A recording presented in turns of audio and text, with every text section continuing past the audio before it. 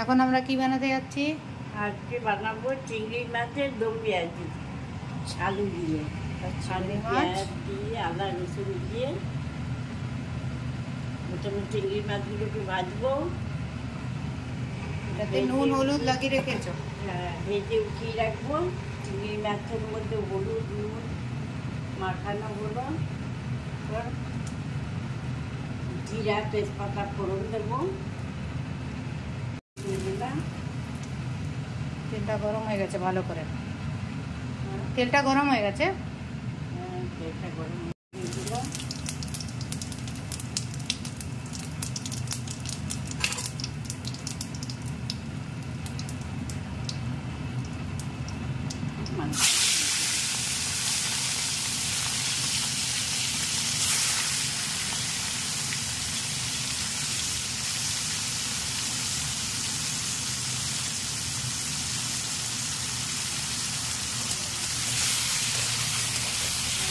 বেশি ফ্রাই করবো না, কেন চিংড়ি মাছ বেশি ফ্রাই করলে শক্ত হয়ে যায়।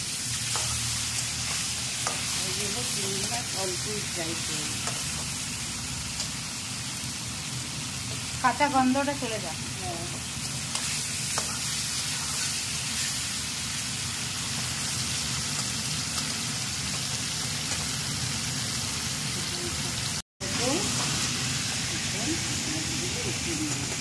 মানে একদম ফুল ফ্লেমে মাছগুলোকে ভাজা করে তারপরে অনেক জল বেরোয় না। হ্যাঁ, অল্প আছে লাগছে।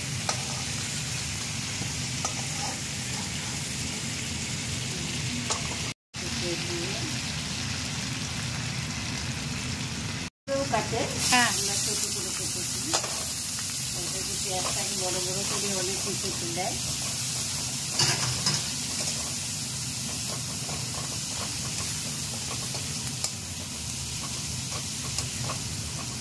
পেঁয়াজটাকে একটু ভাজা করতে হবে।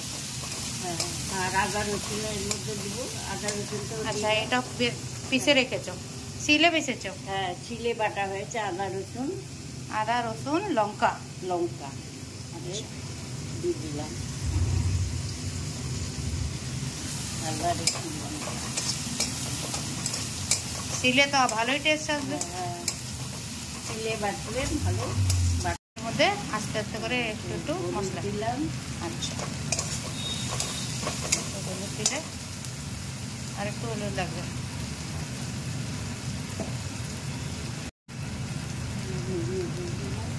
ঠিক আছে, হলুদ দেওয়া হলো, নুন দেওয়া হলো।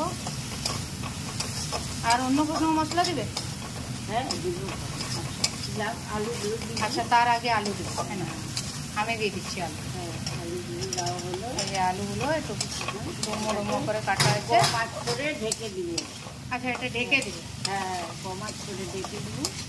আলুগুলো সিদ্ধ হয়ে যাবে। হ্যাঁ, আলুগুলো সিদ্ধ হবে, তারপর ভাজা হবে। আচ্ছা, এটাকে ঢেকে দিবে। কতক্ষণ রাখবে? হ্যাঁ, 5-10 মিনিট। হ্যাঁ, মানে খুলে একবার দেখে নিতে? 5 মিনিট তো রাখতেই হবে। খুলে একবার দেখে নিতে হবে কি আলুগুলো সিদ্ধ হচ্ছে কিনা। এটা তুলে দিলাম। হয়ে গেছে? আলুটা সিদ্ধ হয়ে গেছে। এখন এটাকে একটু ভাজা ভাজা করবো।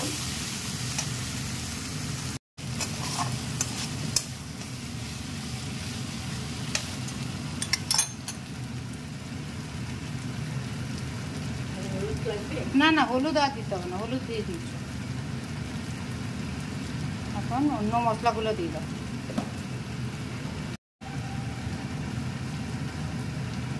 এক চামচ জিরে পাউডার দিলাম 1 চামচ।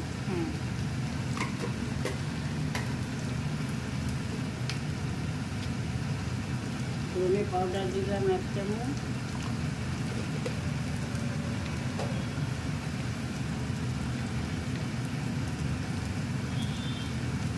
কাশ্মীরি লঙ্কার গুঁড়া দিলাম 1/2 চামচ। বাস, চিংড়ি মাছ হচ্ছে ওটার তো গন্ধতেই বাস, আর বেশি মশলা দরকারই নেই। জল ঢালবে এখন?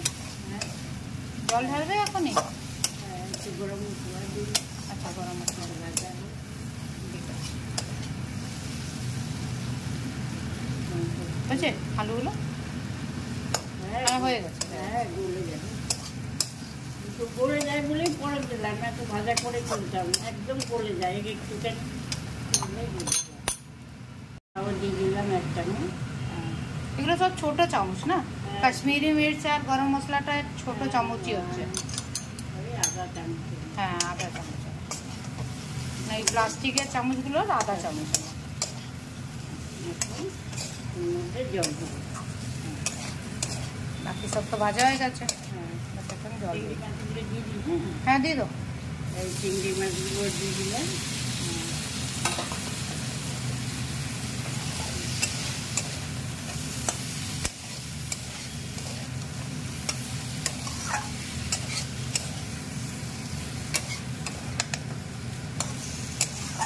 ব্যাস,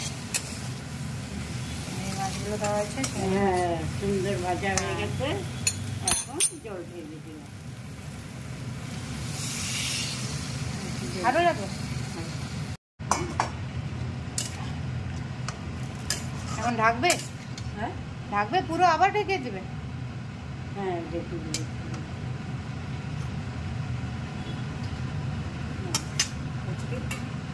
আচ্ছা এমনি করে ঢেকে দিবে, এমনি করে ডেকে স্টিমে রেখে দিলাম। ঠিক আছে। আর হয়ে গেছে। বাহ, দেখতে কি সুন্দর লাগছে। হ্যাঁ সুন্দর লাগছে। হ্যাঁ হ্যাঁ, আমাদের চিংড়ি মাছের ঝোল না, কি বলে, দো পেঁয়াজে। দো পেঁয়াজ। হ্যাঁ রেডি।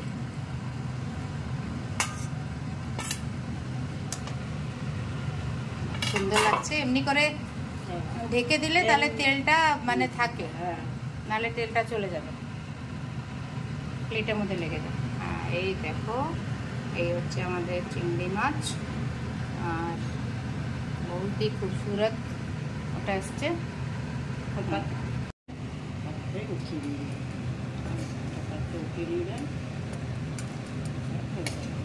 ব্যাস, আর কোনো কিছু দরকারই নেই। হ্যাঁ চিংড়ি মাছের ঝোল দিয়ে ভাত খাওয়া যাবে। হ্যাঁ